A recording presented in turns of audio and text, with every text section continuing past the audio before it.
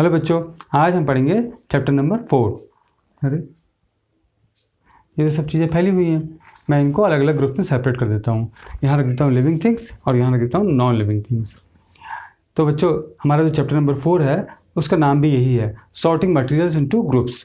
यानी कि अलग अलग ऑब्जेक्ट्स जो हम अपने आसपास देखते हैं, चाहे वो मोबाइल फ़ोन हो, चाहे पेन हो, चाहे टीवी हो, या कोई पेड़ हो, पौधा हो, कोई जानवर हो, इन सबको हम अलग अलग ग्रुप्स में डिवाइड क्यों करते हैं, अलग अलग ग्रुप्स में क्यों रखते हैं और उनको किन किन ग्रुप्स में रखा जा सकता है। तो जैसे कि यहाँ पर आप चीज़ देख रहे हैं, ये वस्तु देख रहे हैं, तो हम ये जो ऑब्जेक्ट्स हैं इनको अलग अलग ग्रुप में रख सकते हैं। तो उसको हम किस बेस पर, उनका क्या बेस होगा, किस आधार पर हम उसको अलग अलग ग्रुप में रखेंगे। तो देखिए, जो चीज़ें आप देख रहे हैं इनमें से आप देखेंगे कुछ चीज़ें प्लास्टिक्स की बनी हैं, कुछ लकड़ी की बनी हैं, कुछ कपड़े की बनी हैं।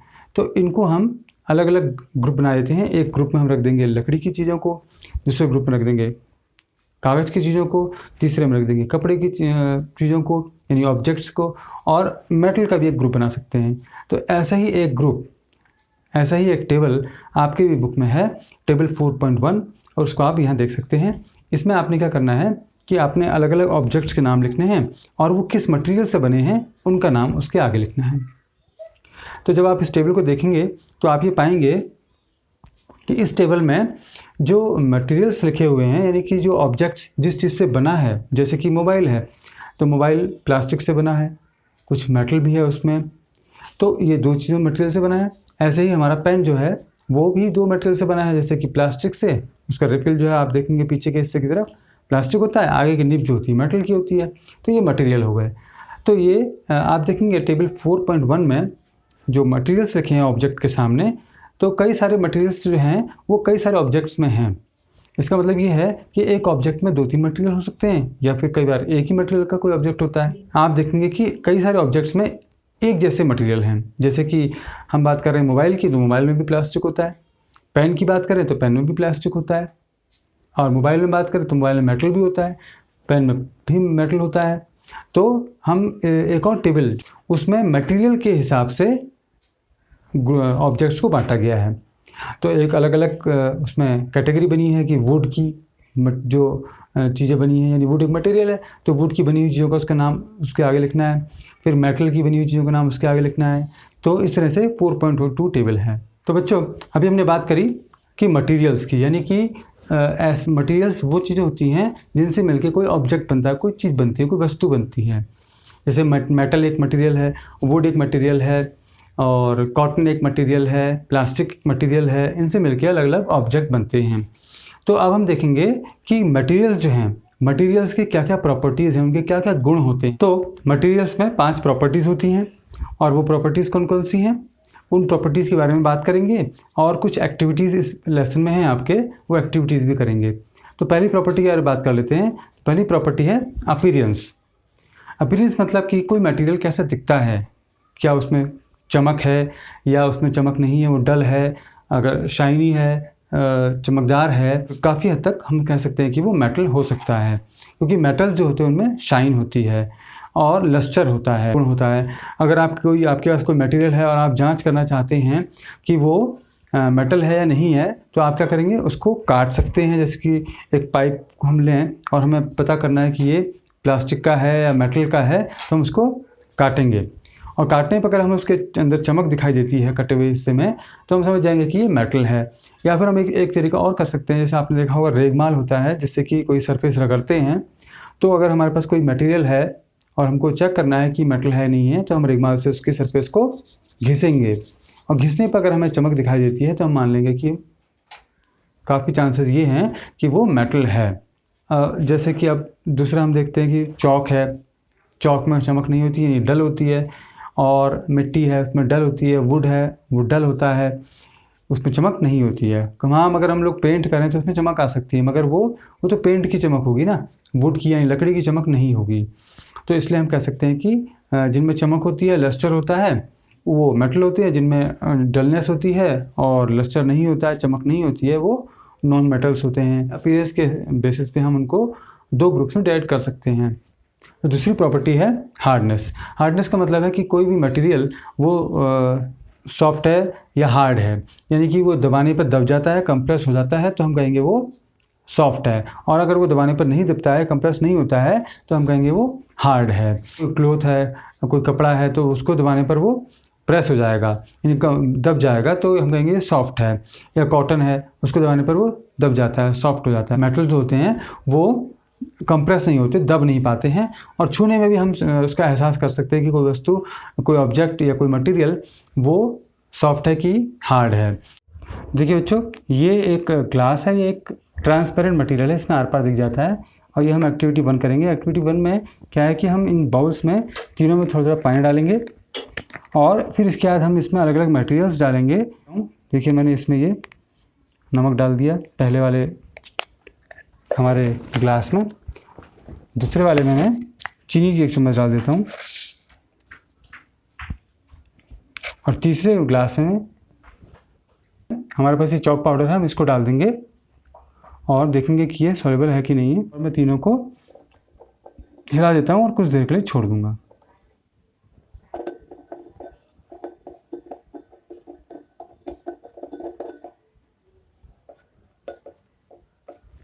तो जो देखो, ये हमारा है glass bowl number 1, glass bowl number 2, glass bowl number 3। तो हमने पहले में डाला था सॉल्ट, और आप देखेंगे कि सॉल्ट पूरी तरह यहाँ पर घुल चुका है।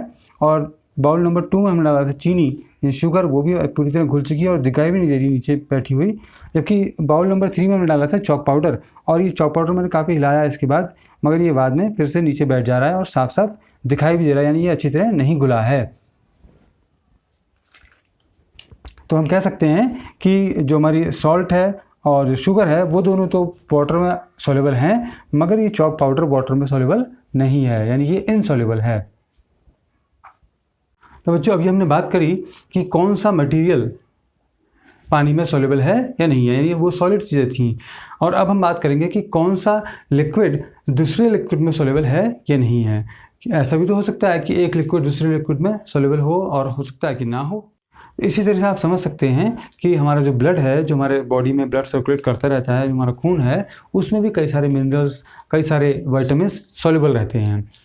तो अगर वो सॉल्युबल नहीं होंगे तो हमारा ब्लड जो है वो हमारे विटामिन्स को, मिनरल्स को, कार्बोहाइड्रेट्स को हमारे बॉडी में अलग अलग पार्ट्स तक नहीं पहुंचा पाएगा। हम लोगों का जो जीवन है वो मुश्किल हो सकता है।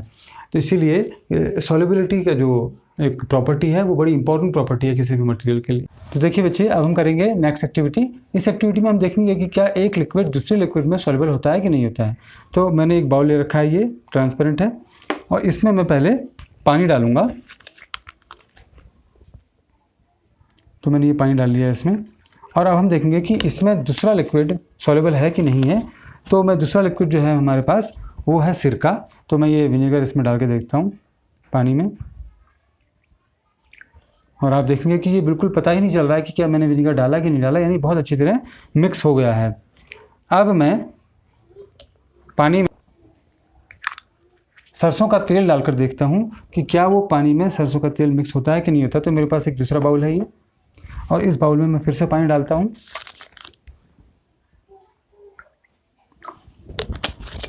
और अब मैं देखता हूँ सरसों का तेल डालकर कि क्या ये सरसों का तेल इस पानी में मिक्स होता है या नहीं होता है। देखिए, मैंने ये पानी में सरसों का तेल डाला है, और मैं इसको मिलाकर देखता हूँ, कोशिश करता हूँ इसको मिक्स करने की, इसको सॉल्युबल है कि नहीं है देखते हैं। मगर ये देखेंगे आपकी बिल्कुल भी नहीं मिल पा रहा है। इसका मतलब ये है कि सरसों का तेल पानी में सॉल्युबल नहीं है, यानी इनसॉल्युबल है। जबकि सिरका हमने पानी में डाला तो वो सॉल्युबल है। देखिए बेटा, अभी पहले हमने बाउल में पानी में सिरका डाला, विनेगर डाला, तो वो मिक्स हो गया, यानी जो विनेगर था वो पानी में सॉल्युबल है। दूसरे बाउल में हमने पानी में सरसों का तेल डाला और वो मिक्स नहीं हो पाया, तो इसका मतलब ये हुआ कि जो सरसों का तेल है वो पानी में या वाटर में सॉल्युबल नहीं है। अब हम क्या करेंगे कि तीसरे बाउल लेंगे, और तीसरे बाउल में हम देखेंगे, पहले हम विनेगर डालेंगे यानी सिरका डालेंगे, और उसमें फिर सरसों का तेल डालकर देखेंगे, और ये चेक करेंगे कि क्या सरसों का तेल और विनेगर सॉल्युबल हैं आपस में एक दूसरे में या नहीं है। तो मैं ये विनेगर इसमें डाल देता हूँ, ये सिरका है। तो अब हम सिरके में सरसों का तेल डाल के देखेंगे क्या वो मिक्स होता है कि नहीं होता है। तो देखिए आप, ये मुझे लगता है कि ये सॉल्युबल नहीं है। मैं इसको ज़रा हिला के देख लेता हूँ। ये सिरके में हमने सरसों का तेल डाला है, और ये सिरका और सरसों का तेल दोनों अलग अलग दिखाई दे रहे हैं। सिरका नीचे रह जाता है और सरसों का तेल ऊपर ऊपर तैर रहा है। तो अब हमने देखा बच्चों कि तीनों चीज़ें, हमने तीनों जो लिक्विड्स हैं वो आपस में इनका कंपैरिजन करें तो हम देखते हैं कि वाटर में सिरका सॉल्युबल है, यानी विनेगर सॉल्युबल है। वाटर में जो सरसों का तेल है वो सॉल्युबल नहीं है। और सिरका और सरसों का तेल यानी कि विनेगर और मस्टर्ड ऑयल दोनों ही वो भी आपस में सॉल्युबल नहीं हैं। तो बच्चों आपने देखा कि कुछ जो लिक्विड्स होते हैं वो दूसरे लिक्विड में सॉल्युबल होते हैं और कुछ लिक्विड्स नहीं होते हैं। तो आप भी अपने घर में ये एक्टिविटीज़ कर सकते हैं, बहुत ईजी है, मगर ये ध्यान रखें कि अपने जो पेरेंट्स हैं उनकी गाइडेंस में ही ये सब काम करें। उनको बिना बताए कोई भी वस्तु या कोई भी ऑब्जेक्ट या कोई भी मटेरियल उसका इस्तेमाल ना करें। तो आप ये समझ गए होंगे कि कुछ सॉलिड जो हैं वो वाटर में सॉल्युबल होते हैं, कुछ नहीं होते हैं। ऐसे ही कुछ लिक्विड्स वाटर में सॉल्युबल होते हैं, कुछ नहीं होते हैं। कुछ लिक्विड्स दूसरे लिक्विड्स में भी सॉल्युबल होते हैं और कुछ नहीं होते हैं। तो इसी तरीके से कुछ गैसेस भी लिक्विड में सॉल्युबल हो सकती हैं। तो आपने सुना होगा कि मछलियाँ जो होती हैं, भाई मछलियों को और बाकी जो पेड़ पौधे जब पानी के अंदर रहते हैं उनको भी तो ऑक्सीजन चाहिए। तो ऑक्सीजन चाहिए तो ऑक्सीजन कहाँ से मिलेगी? वो ऑक्सीजन उनको मिलती है जो पानी में घुली हुई ऑक्सीजन होती है उससे। इसका मतलब ये है कि जो ऑक्सीजन गैस है वो पानी में सॉल्युबल होती है। अगर ये सॉल्युबल नहीं होगी तो पानी में रहने वाले जानवर मर जाएंगे या पानी में रहने वाले जो पौधे होंगे वो मर जाएंगे। बच्चों अब जो चौथी प्रॉपर्टी वो है फ्लोट और सिंक, यानी कि कोई वस्तु या कोई मटेरियल पानी में फ्लोट करता है, तैरता है या फिर सिंक हो जाता है यानी डूब जाता है। तो हम इसके लिए एक एक्टिविटी करेंगे और देखेंगे कि कौन सी मटेरियल पानी में फ्लोट करता है और कौन सा सिंक करता है यानी कि डूब जाता है। देखिए बच्चों ये हमारी नेक्स्ट एक्टिविटी है। इसमें हम कुछ सामान हमने रखा हुआ है, कुछ मटेरियल हमने रखा हुआ है यहाँ पर टेबल में आप देखेंगे। तो इस मटेरियल को हम लोग बारी बारी इस पानी के जो बर्तन है उसमें डालेंगे। ये बर्तन पानी से पूरी तरह भरा हुआ है और देखेंगे कि कौन सा मटेरियल हमारा जो है वो इसमें फ्लोट करता है यानी तैरता है और कौन सा मटेरियल हमारा सिंक करता है। तो सबसे पहले हम डालते हैं इसमें बॉटल का ढक्कन। तो देखिए हम बॉटल का ढक्कन डालते हैं और ये इसमें फ्लोट कर रहा है यानी इसमें तैर रहा है। और अब हम इसमें डाल के देखेंगे चॉक को, देखते हैं चॉक इसमें डूबती है कि इसमें तैरती है। देखिए ये अभी चॉक हमारी ये नीचे धीरे धीरे नीचे जा रही है और ये तली में आ गई है।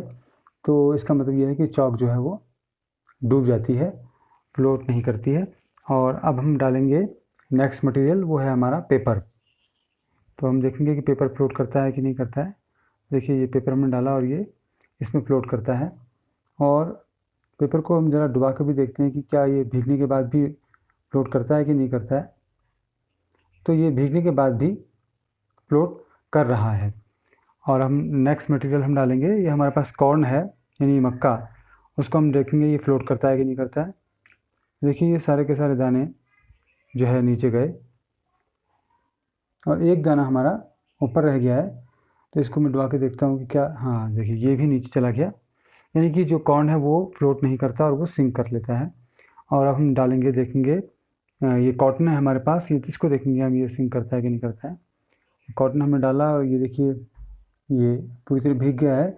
और भीगने के बाद भी ये देखिए ये भीगा और जैसे जैसे भीगते जा रहा है वैसे वैसे ये नीचे चला गया है, यानी कि बिल्कुल तली में चला गया है। कॉटन हमारा भीगने के बाद डूब गया है, मगर जब वो नहीं भीगा था सही से तो वो फ्लोट कर रहा था। और अब हमने जो हमारा लास्ट मटेरियल है हमारे पास है कॉइन, जो कि मेटल का बना है। तो हम देखेंगे कि मेटल जो है वो फ्लोट करता है या डूब जाता है। तो देखिए ये डालते ही मेटल जो है वो नीचे चला गया है, सिक्का हमारा नीचे चला गया है, यानी कि वो सिंक हो गया है। तो इस तरह हमने देखा कि कौन सी मटेरियल हमारा फ्लोट करता है, कौन सा सिंक करता है। तो बच्चों आपने देखा एक्टिविटी में कि कौन सी मटेरियल पानी में तैरता है यानी फ्लोट करता है और कौन सा सिंक करता है। इसी तरीके से आप भी अपने घर में एक्टिविटी कर सकते हैं और पता लगा सकते हैं कि कौन कौन से मटेरियल पानी में फ्लोट करते हैं और कौन से सिंक करते हैं। तो 5 ऑब्जेक्ट्स आपको लिखने हैं जो कि पानी में फ्लोट करते हैं और 5 ऑब्जेक्ट्स ऐसे छांटिए जो कि पानी में फ्लोट नहीं करते हैं, सिंक हो जाते हैं। तो अब हम देखेंगे कि इस ओपेक मटेरियल को हम ट्रांसलूसेंट कैसे बनाएं, यानी कि कुछ थोड़ा बहुत दिख जाए हमको। तो हम क्या करते हैं, इस कागज़ के ऊपर हम थोड़ा सा सरसों का तेल लगा लेते हैं। देखिए ऐसे मैंने तेल लगा लिया इसमें।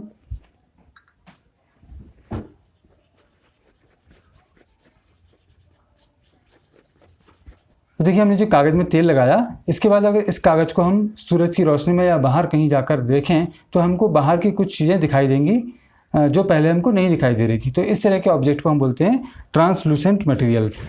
ये बुक है, इस बुक के पीछे मैंने एक डस्टर रखा है, मगर आपको डस्टर नहीं दिखाई दे रहा होगा क्योंकि ये एक ओपेक मटेरियल है। और ये हमारे पास एक ट्रेसिंग पेपर है।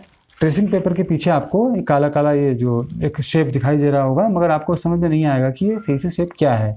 तो इस तरह के जो मटेरियल होते हैं उनको बोलते हैं ट्रांसलूसेंट मटेरियल। और तीसरा हमारे पास एक ग्लास है, इस कांच के पीछे हमको साफ साफ दिख जाता है कि क्या इसके पीछे ऑब्जेक्ट है। तो ये ऐसे मटेरियल को हम बोलते हैं ट्रांसपेरेंट मटेरियल। तो बच्चों, आप कभी मॉल्स में गए होंगे, किसी शॉप में गए होंगे, तो आपने देखा होगा कि वहाँ पर हर ऑब्जेक्ट की या हर मटेरियल की अलग अलग एक कैटेगरी बनी होती है। जहाँ पर साबुन रखे होते हैं वहाँ पर साबुन ही रखे होते हैं, कहीं पर बिस्किट्स का स्टैंड बना होता है, कहीं कपड़े रखे होते हैं। तो हर ऑब्जेक्ट और हर मटेरियल का एक अलग स्टैंड होता है, अलग जगह होती है। इससे क्या होता है कि हम लोगों को उस मटेरियल को, उस ऑब्जेक्ट को ढूंढने में आसानी रहती है। और नेक्स्ट टाइम जब हम उसको ढूंढना चाहेंगे, उसको हमें पकड़ना होगा या पहचानना होगा, तो हम उसको जल्दी से ढूंढ सकते हैं। तो बच्चों, आज का चैप्टर यहीं पर कंप्लीट होता है। और इस चैप्टर के एक्सरसाइज देखने के लिए आपको देखना होगा इस चैप्टर का पार्ट 2। बच्चों, इस चैनल को सब्सक्राइब करें, लाइक करें, शेयर करें, और आपने मेरा वीडियो देखा इसके लिए थैंक यू।